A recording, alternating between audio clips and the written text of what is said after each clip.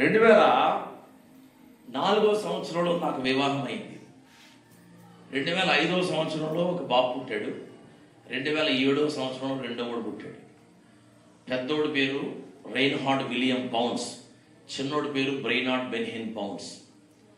ఒకడు చక్కగా keyboard play చేస్తాడు, ఒకడు ఆరాధన చేసి చక్కగా పాటలు పాడతారు. మల్టీ టాలెంట్ కలిగినటువంటి పిల్లలు. ఒకడికి 19, ఒకడికి 17 సంవత్సరాలు వచ్చాయి. ఒకడు ఎంపీసీ అయిపోయింది, అపోలో యూనివర్సిటీ చిత్తూరులో వాడికి ఇంజనీరింగ్ సీట్ వచ్చింది, అక్కడ వాడిని జాయిన్ చేశారు. పెద్దోడిని కోచింగ్ తీసుకున్నాడు విజయవాడలో 2 సంవత్సరాలు. ఎంబీబీఎస్ చదవడానికి రష్యా వెళ్ళడానికి ఏర్పాట్లు చేసాము, వెళ్తారు. 24వ సంవత్సరం అక్టోబర్లో. ఆగస్టు నెలలో మేము ఒడిస్సా వెళ్ళాం. మేము మిషన్ పరిచర్య అని గిరిజన ప్రజల మధ్యలో మిషన్ పరిచర్య చేస్తాం. గిరిజన అడవి ప్రజల మధ్యలో పాస్టర్ దేవరాజ్ అత్తులి అనే యూట్యూబ్ ఛానల్లో ఆ వివరాలన్నీ మీరు తర్వాత చూసుకోవచ్చు. ఆగస్టులో క్యాంపుకి వెళ్ళాం. పిల్లలు కూడా కాలేజీకి వెళ్ళిపోతున్నాం కదా డాడీ, క్యాంపుకి వస్తామన్నారు. వదిలేరా, కాలేజీకి వెళ్తారు కదా మీరు, ఎందుకు లేకపోతే వద్దు, మళ్ళీ మేము ఎప్పుడే రాం కదా, వస్తామని మొత్తం ఫ్యామిలీ అంతా క్యాంప్ వెళ్ళిపోయాం. మెడికల్ క్యాంపులు పెట్టాము, వాళ్ళకి వస్త్రాలు ఇచ్చాము, సువార్త చెప్పాము. వారం రోజులు 40-50 గ్రామాలు తిరిగి పరిచయం చేశాం.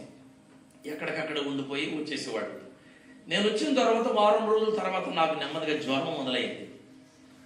నేను మామూలు మీటింగ్కి వెళ్ళిపోయాను కాకినాడ. జ్వరం ఎక్కువైపోతే ఇంటికి వచ్చేసాను. హాస్పిటల్కి వెళ్ళాను. ఒకరోజు ట్రీట్మెంట్ తీసుకొని పాస్టర్ గారు అన్నాడు. హాస్పిటల్లో జాయిన్ అయ్యి ట్రీట్మెంట్ స్టార్ట్ చేశారు. 3 రోజులు కళ్ళు తెరవలేదు. ఈ 3 రోజుల్లో పిల్లలకు కూడా నెమ్మదిగా జ్వరం వచ్చింది. జ్వరమే కదా అని వాళ్ళు కూడా అక్కడే హాస్పిటల్లో జాయిన్ చేసి ట్రీట్మెంట్ ఇస్తున్నారు. అదేం జ్వరం అనేది అర్థం కాలేదు. 3 days తర్వాత నేను కొంచెం ఓపికొచ్చి కళ్ళు తెరిచి అటు ఇటు తిరుగుతూ ఉంటే అందరూ నా మీద ఉన్నారు, నాకేమవుతుంది అన్నట్లుగా. పిల్లల గురించి పట్టించుకోలేదు. అయితే వాళ్ళకు వచ్చినటువంటి జ్వరం మలేరియా జ్వరం. ఆ మలేరియాలోనే సెలబ్రేట్ మలేరియా ఏదో పేరు ఉంది, నాకు సరిగ్గా రావట్లేదు, కొంచెం తీవ్రమైంది. ఆ జ్వరం వచ్చింది వాళ్ళకి. ఈ సంగతి ఎవరికి తెలియలే. 3 రోజుల తర్వాత సివియర్ అయిపోయింది. 3 రోజుల తర్వాత తణుకు నుంచి గబగబా రాజమండ్రి షిఫ్ట్ చేసాం. నేను కూడా కొంచెం ఓపిక చేసుకుని రాజమండ్రి షిఫ్ట్ అయ్యాం. చిన్నోడిని ఒక ఐసీలో, పెద్దోడిని ఒక ఐసీలో, నన్ను ఒక ఐసీలో జాయిన్ చేశారు. నా భార్య పాస్టర్ మాత్రం బయట ఉంది. ఇక ఎవరు ప్రభు దగ్గరికి వెళ్తారో ఎవరు బయటకు వస్తారో కూడా అర్థం కాకుండా ఉంది. వెళ్ళిన తర్వాత రోజు డాక్టర్ నా దగ్గరికి వచ్చిన వాడు అడుగుతున్నాను, సార్ చిన్నబాబుకి ఎలా ఉంది, పెద్దబాబుకి ఎలా ఉంది అంటే చూద్దాం అంటున్నాడు. ఇంకో 2సారి అడిగాను, చిన్నబాబుకి ఎలా ఉందంటే చూద్దామండి, అన్నీ మన చేతుల్లో ఉండవు కదా అన్నాడు. 3ఓసారి అడిగాడు, పాస్టర్ గారు పెద్దబాబునైనా ప్రయత్నం చేద్దామన్నాడు. అప్పుడు నాకు అర్థమైంది ఏదో జరిగింది కదా. నాకు ఏ విషయం చెప్పలే. తీసుకొచ్చిన తర్వాత రోజు సాయంకాలం అంటే 10వ తారీఖు, సెప్టెంబర్ నెల 10వ తారీఖు చిన్నబాబు ప్రభు పిలుపు అందుకుని ప్రభు సన్నిధికి వెళ్ళిపోయాడు. ఆ సంగతి నాకు తెలియలే. నేను కూడా ఐసీలో ఉన్నాను. అప్ అండ్ డౌన్లో బేబీ ఉంది. ఏమవుతుందో పాస్టర్ గారికి చెప్పకండి విషయాలు అన్నారు. పెద్దబాబు కూడా గబగబా డాక్టర్లు అందరూ పెద్దబాబు దగ్గరికి వచ్చి అన్ని వైద్యాలు చేశారు, కుదురుతులే. బ్లడ్ డయాలసిస్ చేశారు. బ్లడ్ అంతా బయటికి తీసి శుద్ధి చేసి మళ్ళీ పంపించారు, కుదరలే. ఇక డాక్టర్లు అన్నారు వాళ్ళ తమ్ముడు లాగా ఇతను కూడా వెళ్ళిపోతాడు అని చెప్పేసి ఇక పక్కన పెట్టేశారు. సరే చిన్నోడిని ఇంటికి తీసుకొచ్చేసారు. కార్యక్రమాలు చేయడానికి మరి పాస్టర్ గారు రావాలి కదా అని చెప్పి డైరెక్ట్గా నన్ను ఐసీలో నుంచి జాగ్రత్తగా డిశ్చార్జ్ చేసి ఇంటికి తీసుకెళ్ళారు. అంతకు ముందు రాత్రి డాక్టర్ గారు వచ్చి చెప్తున్నాడు, మీ అబ్బాయిని విజయవాడ రమేష్ హాస్పిటల్కి షిఫ్ట్ చేస్తున్నామండి, ఎందుకంటే కొంచెం మెరుగైన వైద్యం కోసం అని అన్నారు. డాక్టర్ల మంది మాట కదండి. అలా చెప్పమని నా దగ్గరికి పంపించారు ఆ రాత్రి. ఎందుకంటే నాకు పల్స్ బీపీ అంతా అప్ అండ్ డౌన్లో ఉంది. అలా చెప్పమని పంపిస్తే నేను నమ్మాను. ఇంకొకటి ఉంది పాస్టర్ గారు, అది అయిపోయిన తర్వాత మీరు ఉదయం డిశ్చార్జ్ అయిపోవాలి అని అన్నారు. సరే నేను ఆ రాత్రంతా ప్రభువా నీవిచ్చిన బిడ్డలు నీకు అప్పగిస్తున్నాను, మరలా నీవు నాకు అప్పగిస్తే నీ కొరకే కదా పెంచేది, నీ మహిమ కోసమే కదా అని ప్రార్థన చేస్తున్నాను. ఉదయం పాస్టర్ గారు వచ్చి నన్ను డిశ్చార్జ్ చేసి తీసుకొచ్చారు. ఇంటి దగ్గరికి వెళ్ళేంత వరకు చెప్పలే. ఊరు దగ్గరికి వెళ్ళిన తర్వాత కారు ఆపారు. పాస్టర్ గారు కంగారు పడకండి, దేవుడు ఏది చేసినా మనం మేలు కొరకే కదా, కాస్త ధైర్యంగా ఉండండి. ఏంటి పాస్టర్ గారు అన్నా, కలవరపడద్దు, చిన్నబాబు బ్రౌనీ ప్రభు సన్నిధికి వెళ్ళాడు అన్నాను. ఒకసారిగా కొంచెం గుండెలు బరువెక్కినట్టు అనిపించింది, కానీ వెంటనే తేరుకున్నాను. ఏడవలేదు, గబ్బులు పెట్టలేదు, కలవరపడలేదు. ఏం చేస్తున్నారండి ఇంటి దగ్గర? అన్నీ శుద్ధపరిచారు, మీరు వచ్చి చూస్తే కార్యక్రమం చేస్తారు. పాటలు పాడి ఆరాధించమనండి. వాడు కీబోర్డ్ ప్లేయర్, మంచి వర్షిప్ లీడర్. పాటలు పాడి ఆరాధించమనండి. ప్రజలందరూ సంఘమంతా దేవుణ్ణి ఆరాధిస్తూ ఉండగా అప్పుడు నేను నా బిడ్డ దగ్గరికి వస్తాను అని చెప్పి కారు ఊరు బయట ఆపేసి గబగబా అన్ని ఏర్పాట్లు చేసి పాటలు పాడి మ్యూజిక్ కొట్టి ఆరాధిస్తున్నాను. అప్పుడు నేను వచ్చాను. ప్రజలందరూ అనుకుంటున్నాను పాస్టర్ గారికి మెంటల్ వచ్చేస్తుందేమో, ఎందుకంటే ఒక బాబు చనిపోయాడు, ఇంకో బాబు చనిపోవడానికి సిద్ధంగా ఉన్నారని కబురు చేసింది డాక్టర్ దగ్గర నుంచి. బొల్లినేని అంతా అదిరిపోయింది. ఇక పాస్టర్ గారికి మైండ్ అంతా పడైపోద్దేమో అనుకుని కలవరంతో ఉన్నారు అందరూ కూడా. సరే నేను కారు దిగి వస్తూ ఉండేసరికి అందరూ మూతి మీద ఇలా వేసుకుని ఇంకా గొక్కుమంటా సిద్ధంగా ఉన్నట్టుగా ఉన్నారు. నేను అక్కడికి వచ్చిన తర్వాత కారులో ఉన్నప్పుడే పరిశుద్ధాత్ముడు ఆయన కంట్రోల్లోకి నన్ను తీసుకున్నాడు. ఆ సంగతి నాకు అర్థమైపోయింది. ఎందుకంటే చిన్నోడు పెద్దోడు ఇక్కడ నిలబడి మాట్లాడితే చిన్నోడు ఇక్కడ కూర్చుని మాట్లాడతాడు. మీకు అర్థం అవడం చెప్తున్నాను. వాడితో ఉన్న కమ్యూనికేషన్ అటువంటిది. వాడు మ్యూజిక్ ప్లేయర్ కాబట్టి చాలా ఎత్తైన మనిషి, చాలా అందగాడు. యూట్యూబ్లో వాడి పాటలు, వాడి మ్యూజిక్ అంతా ఉంటుంది చూడండి. పాస్టర్ గారు ఏదో అయిపోతారు అనుకున్నారు. నేను అక్కడికి వచ్చి నా భార్య ఏదైనా చూస్తే ఆమె లోపల పెట్టారు. నన్ను చూసి పరిగెత్తుకుంటూ వచ్చి పట్టుకుని ఏడుస్తూ ఉంది. నేను అన్నాను, కంగారు పడకు, కలవరపడకు, ఇటువంటి సమయం కొరకు దేవుడు మనం నిలబెట్టాడు, ధైర్యంగా ఉండు ముందు అని చెప్పి మైక్ ఇవ్వడం మైక్ తీసుకున్నప్పుడు అన్నాను, ఏవు గారంత గొప్పవాడిని నేను కాదు, ఆ పేరు ఎత్తడానికి కూడా నేనేమి యోగ్యుని కాదు, కానీ 17 సంవత్సరాలు నమ్మకముగా బిడ్డను పెంచడానికి కృపనిచ్చాడు దేవుడు మాకు. దేవుడికి స్తోత్రం. సెల్ ఫోన్ అంటే ఏంటో తెలియకుండా 17-19 సంవత్సరాలు మా బిడ్డల దగ్గర పెంచాం మేము. వాళ్ళ మమ్మీ సెల్ ఫోన్ కానీ నా సెల్ ఫోన్ కానీ వారు వాడుకోవాలి. వారికి సొంతగా సెల్ ఫోన్ లేదు. 17-19 సంవత్సరాలు వచ్చినా సరే వారికి సెల్ ఫోన్ లేదు. ఇంట్లో నడిబొడ్డున సిస్టంలో చూసుకోవాలంతేదే. 17 సంవత్సరాలు 19 సంవత్సరాలు బిడ్డల్ని నమ్మకమైన తల్లిదండ్రులుగా పెంచడానికి కృపనిచ్చాడు దేవుడు. తల్లిదండ్రులుగా మేము నమ్మకస్తులుగా వారిని పెంచాం. ఇప్పుడు దేవుడు అనుగ్రహించాడు, మహిమ కలిగినటువంటి దేవుడు తీసుకున్నాడు. దేవుణ్ణే స్తుతిస్తున్నాం. ఆయన మీద ఇంత కూడా మేము నేరం వేయట్లేదని నేను మాట్లాడేసరికి అక్కడ ఉన్న వాళ్ళందరూ అంటారు, పాస్టర్ గారికి బుర్ర చెదిరిపోయింది, లోపల తీసుకెళ్ళిపోండి ఆయన్ని, మనం కార్యక్రమం చేద్దామన్నారు. ఇంకొక ఆయన అన్నాడు, ఆయన అంత స్ట్రాంగ్గా మాట్లాడుతుంటే లోపలికి వెళ్ళమంటారు ఏంటి అబ్బాయి. అప్పుడు నేను అన్నాను, ఇప్పుడేం చేయొద్దు పాస్టర్ గారు, వాయిదా వేయండి, రేపు మా ఇల్లేమో ఊరికి ఈ చివరి ఉంటుంది, బరియల్ గ్రౌండ్ ఊరికి ఆ చివరి ఉంటుంది. అంటే ఊరంతా దాటుకుని సెంటర్లో నుంచి వెళ్ళాలా. రేపు సువార్త దండయాత్ర ఏర్పాటు చేయండి, 2 రథాలు పెట్టండి, హల్లెలూయా, బేభత్సమైనటువంటి సౌండ్ పెట్టండి, మహాదేవుడిని ఆరాధించడానికి మనుషులు పెట్టండి. నా భార్యతో చెప్పాను, అమ్మాయి పెట్టికి ఆ పక్క నువ్వు నిలబడు, పెట్టికి ఈ పట్టు నేను నిలబడతా. బిడ్డ మధ్యలో ఉంటాడు బాక్స్, వాడిని అక్కడ పెట్టుకుని పట్టణమంతటికి మహిమ కలిగినటువంటి సువార్తను ప్రకటించుకుంటూ మనం వెళ్ళాలి. క్రైస్తవుల నిరీక్షణ జీవము కలిగిన నిరీక్షణ. కలిసి వస్తేనే కైరంతలు కొట్టే వాళ్ళు కాదు. ఇలాంటి సమయాల్లో కూడా దేవుణ్ణి మహిమపరిచేవారని సమాజానికి అర్థమయ్యేటట్టుగా మనం చెప్పాలి. నువ్వు రెడీయా అని అడిగాను. హల్లెలూయా, నేను రెడీ అంది. తెల్లారి అన్ని ఏర్పాట్లు చేసేసారు. ఆ పక్కన ఆవిడ, ఈ పక్కన నేను నిలబడ్డాను. ఇంకో వ్యాన్ మీద దైవజనుడు పాటలు పాడే వాళ్ళందరూ నిలబడ్డారు. మహాబలమైనటువంటి ఆరాధన యూట్యూబ్లో ఉందండి, అదంతా కూడా చూడండి. బలమైన ఆరాధన చేసుకుంటూ బిడ్డను తీసుకుని వెళ్ళాం. దేవుడికి స్తోత్రం. ప్రతి సెంటర్ లాగా హల్లెలూయా. ప్రతి ఇంటి దగ్గర ఇలాంటి తల్లిదండ్రులు కూడా ఉంటారు ఇంకా భూమి మీద అంటున్నారు. వాళ్ళు ఎవరిద్దరు అంటే వాళ్ళ అమ్మ వాళ్ళ నాన్నండి, మధ్యలో వాళ్ళ బాబండి. ఏం చదువుతున్నాడు? ఇంజనీరింగ్ చదువుతున్నాడు. అయ్యో బాబోయ్, అసలు వాళ్ళు ఎలా నిలబడగలిగారు అక్కడ? నేను చెప్తున్నాను, క్రైస్తవుల నిరీక్షణ సామాన్యమైంది కాదు. బైబిల్ గ్రంథం చెబుతుంది, క్రీస్తు నందుండి మృతులైన వారు మొదట లేస్తారు, ఆ మీదట సజీవులమైన మనము లేస్తాము. వాళ్ళు మనము కలిసి మధ్యాకాశంలో కలవబోతా ఉన్నాం, సదాకాలం ప్రభుతో పాటు ఉండబోతా ఉన్నాం. హల్లెలూయా. మనల్ని విడిచిపెట్టి వెళ్ళిపోయిన మన ప్రియుల్ని మరలా చూసే భాగ్యం ఒక్క యేసయ్య మాత్రమే ఇచ్చాడు.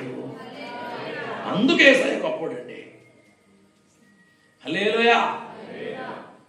ఎందుకు యేసుక్రీస్తు ప్రభు దగ్గర రమ్మని చెప్తున్నాను తెలుసా? నేను ఇప్పుడు నా సువార్త ఏంటో తెలుసా? స్వస్థత కావాలా? యేసయ్య దగ్గర రండి, అది కాదు. వ్యాధులు పోవాలా? యేసయ్య దగ్గర రండి, అది కాదు. ప్రమోషన్ కావాలా?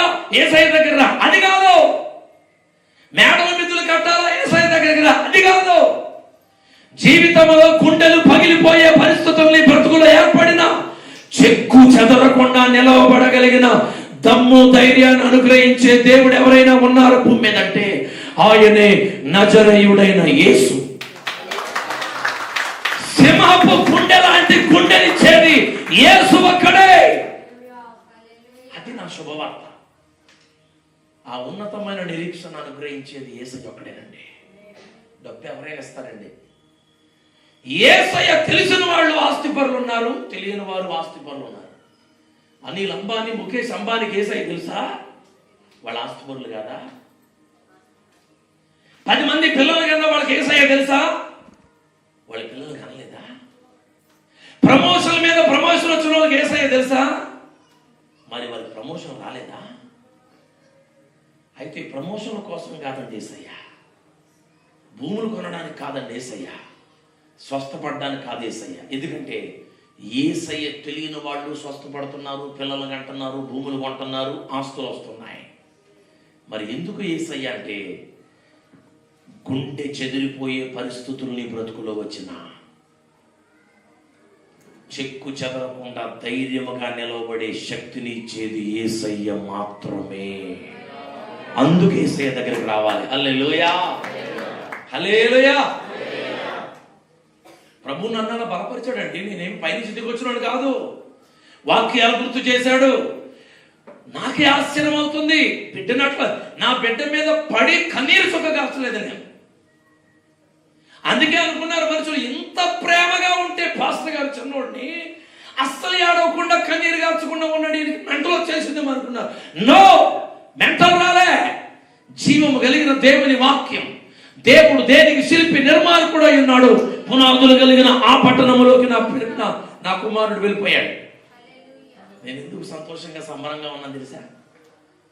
వాడు 14 సంవత్సరాల వయసులో ఉన్నప్పుడు నాకు బాప్తీసం కావాలి డాడీ, నేను యేసయ్య నా రక్షకుడిగా అంగీకరించాను, నాకు బాప్తీసం కావాలని వాడు మారు మనసు పొంది పశ్చాత్తాపపడి అడిగాడు. 14 సంవత్సరాల్లోనే వాళ్ళ మమ్మీ డాడీ వాడికి మేము బాప్తీసం ఇచ్చాం. దేవుడికి స్తోత్రం. వాళ్ళ మమ్మీ నేను వాడికి బాప్తీసం ఇచ్చాం, రక్షణ పొందాడు. పెద్దోడికి బాప్తీసం ఇచ్చేసాం, రక్షణ పొందాడు. మేము నలుగురు కలిసి ప్రభు బలలో పోతాం. ఇప్పుడు మేము మరలా మా అబ్బాయిని కలుసుకుంటాం.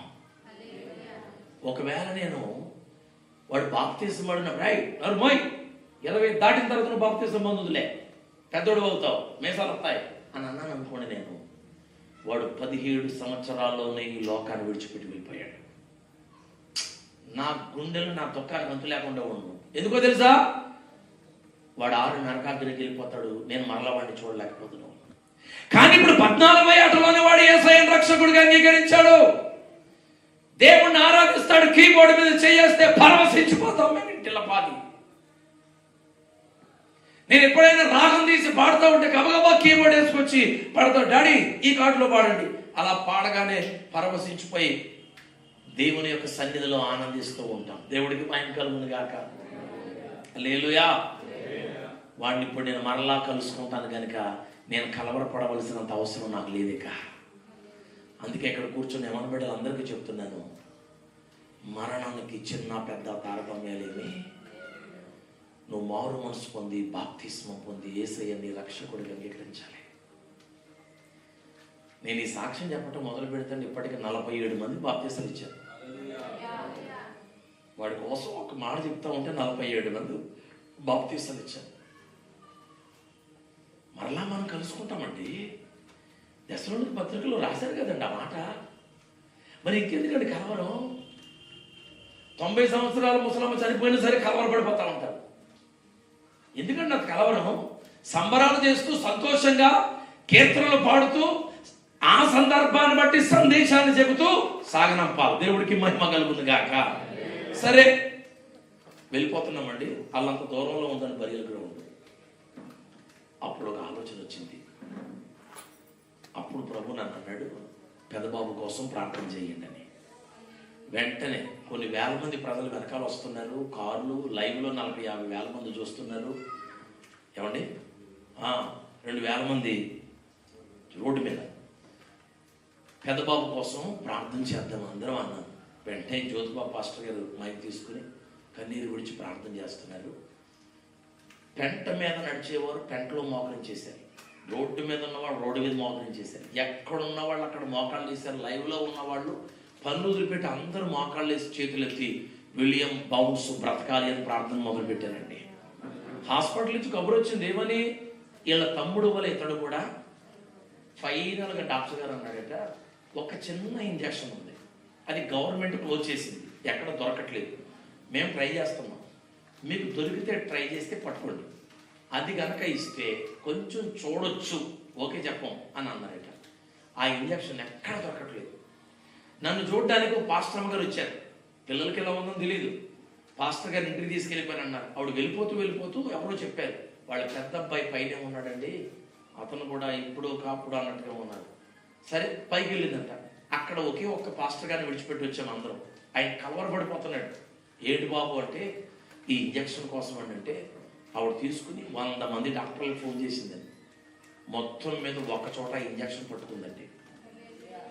మేము 3 గంటల టైంలో బాబు కోసం ప్రార్థన చేసాం, సరిగ్గా అదే టైంలోనే ఆ ఇంజక్షన్ దొరికిందటండి. అక్కడ ఆ ఇంజక్షన్ ఇచ్చిన తర్వాత కాస్త స్పృహలోకి వచ్చి ఆక్సిజన్ తీసుకున్నాడు. డాక్టర్లు అన్నారట, ప్రమాదం తప్పింది, పర్వాలేదండి అన్నారు. దేవుడికి స్తోత్రం. బాబుని బర్యాలు చేసేసాం. మమ్మల్ని పక్కకి వెళ్తున్నారు, కాదా కూర్చోలు అక్కడ వేయండి. ఇద్దరం దగ్గర కూర్చుని బాబుని భూస్థాపన చేసి ప్రార్థన చేసి అప్పుడు మళ్ళా వచ్చి గబగబా రాజమండ్రి మళ్ళీ పెద్దబాబు దగ్గర పరిగెత్తాం. పెద్దబాబు దగ్గర పరిగెడితే అప్పుడు పెద్దబాబుని రూమ్ షిఫ్ట్ చేసిన తర్వాత అప్పుడు అడుగుతున్నాడు పెద్దబాబు, ఇస్సాకు అడిగాడు, చూశాడు అబ్రాహాముని, కట్టెలు ఉన్నాయి, నొప్పి ఉంది, బలి పశువేది? ఏమండి కాసేపట్లో ఇడిచి కాళ్ళు చేతులు కట్టేసి బలిపేట మీద నరికేస్తాడు అబ్రాహం. ఆ సంగతి అబ్రాహాముకి తెలుసు. అంటే బలి పశువు ఎవరు? అడిగినోడే. ఎంత అంటాడు, దేవుడు చూసుకుంటాడు బిడ్డ. ఏమండి పనులతో అన్నాడు, వినండి, పనులతో అన్నాడు, మీరు ఇక్కడ ఉండండి, మేమిద్దరం వెళ్ళి అర్పణ అర్పించి వస్తామన్నాడు. కానీ ఏమన్నా తెలుసా, ఇదిగో నా చేతులతో నా బిడ్డ నేను బలి ఇవ్వలేదు, నేను ఇక్కడే కళ్ళు మూసుకుని ఉంటాను, మీరు ఇలా పనిచేసి వచ్చేయండి అనాలి. అంతే కదా తండ్రి అనవలసిన మాట. వీళ్ళు ఇక్కడ ఉండండి, నేను వెళ్తాను అన్నాడు. దేవుడికి స్తోత్రం. ఎంత ధైర్యం అండి. అతనికి తెలుసు, పునాదులు కలిగిన ఆ పట్టణములో మేమంతా ఉండబోతా ఉన్నాము. దేవుడికి స్తోత్రం. హల్లెలూయా. ఇదేమీ స్థిరమైనది కాదు, పునాదులు కలిగిన శాశ్వతమైన పట్టణములో నేను నా బిడ్డలతో ఉండబోతున్నాను. కనుక ఇప్పుడు దేవుడు ఏం చెప్పినది చేసేయాలా, అందుకే వెళ్ళిపోతున్నాడు, ఆనందంగా వెళ్ళిపోతున్నాడు. బలిపశువేది డాడీ అని అడుగుతుంటే దేవుడు చూసుకుంటాడు రా. బాబు అడుగుతున్నాడు, డాడీ మమ్మీ నువ్వు మీరు మావయ్యలు అందరూ కూడా నా దగ్గరే ఉన్నారు, తమ్ముడు దగ్గర ఎవరున్నారు అని అడుగుతున్నాడు. అంటే వాడికి ఏం తెలుసు అంటే వాళ్ళ తమ్ముడు అవతల రూమ్లో ట్రీట్మెంట్ తీసుకుంటున్నాడు అని తెలుసు. డాక్టర్లు అదే చెప్పమన్నారు. ఎట్టి పరిస్థితుల్లో వాళ్ళ తమ్ముడు చనిపోయాడన్న మాట తెలియకూడదు. ఎందుకంటే తెలిస్తే మరుక్షణంలోనే హార్ట్ ప్రాబ్లం అయిపోద్ది, తెలియనివ్వద్దు అని చెప్పి స్పెషల్గా కొత్త వాళ్ళు ఎవరైనా రూమ్లోకి రానివ్వట్లేదు. ఎందుకంటే అందరూ తెలుసు కాబట్టి. వాడు అడుగుతా ఉన్నాడు, వాళ్ళ మమ్మీ నేను హ్యాపీగా ఉన్నాం అక్కడ, వాడి సంగతి చూసుకుంటున్నారు లేదు నాన్న, నువ్వు మాట్లాడకు, నువ్వు ట్రీట్మెంట్ తీసుకో అని అన్నాం తప్ప వాడి మీద వాడి తమ్ముడికి లేడురా అనేటువంటి పని మాత్రం చేయలే. దేవుడికి స్తోత్రం. చేయలేదు అనే కన్నా దేవుడు చెయ్యనివ్వలేదు అని అంటాను నేను. దేవుడికి స్తోత్రం. అస్సలు కలవరపడలేదండి. 10 రోజుల తర్వాత వాళ్ళ ఇంటికి తీసుకొచ్చినప్పుడు అన్నాను, ప్రతి పోస్టల్ తీసాడు అన్నాను. ప్రతి పోస్టల్ తీసేసి మొత్తం ఖాళీ చేసేసారు. వాడిని అలా పండుకోబెట్టుకుని డైరెక్ట్గా ఇంట్లో తీసుకొచ్చేసాను. వాళ్ళ తమ్ముడు ఫోటో ఎక్కడ ఇది కనబడకుండా ఇంట్లో గదిలో పడుకున్న తర్వాత పాస్టర్ గారు వాక్యం చెప్తూ గంట సేపు వాక్యం చెప్పి హెచ్కేల్ గురించి చెప్పి తమ్ముడు నువ్వేం చేసేవారు? ఇంకా అవన్నీ మాట్లాడి ఇంకేం చేద్దాం అనుకుంటున్నాను, కొన్ని ఉన్నాయి అవి మ్యూజిక్ చేయాలంటే అలా మాట్లాడుతున్నారు. అప్పుడు 11 చెప్పారు, నానా తమ్ముడు ప్రభు దగ్గరికి వెళ్ళాడు అని అనగానే ఒకసారి కొంచెం గగ్గెలు పెట్టాడు, నన్ను పట్టుకుని ఇచ్చాడు. అప్పుడు నేను అన్నాను, డాడీ నువ్వు ఇలా ఏడిస్తే దేవుడి నామానికి అవమానం కలుగుద్ది, మన మేడకూడదు, దేవుడికి అవమానం అయిపోద్ది. తమ్ముడు పని నీ పని నువ్వే చేస్తావు, దేవుడు నిన్నే చేపిస్తాడు. దేవుడికి స్తోత్రం. నాకేమొచ్చు డాడీ, నాకు అసలు మ్యూజిక్ రాదు కదా, నాకేమి రాదు, నేనేం చేస్తాను? చేయిస్తాడు దేవుడు నీతో. ఆ తర్వాత కుటుంబ ఆరాధనలో ప్రార్థన చేసి అన్నాను, నాన్న కీబోర్డ్ దగ్గర కూర్చోరా. వాడికి అసలు కీబోర్డ్ పట్టుకోవడం రాదు అసలు. నాకేమొచ్చు డాడీ, దేవుడు చేస్తాడు, కూర్చో. ప్రార్థన చేసి కూర్చోబెట్టాం. పిల్లరా సెప్టెంబర్ 10కి సంవత్సరం అవుతుంది. సీనియర్ మీద సీనియర్ అయిపోయి ఇప్పుడు వాడు దేవుడు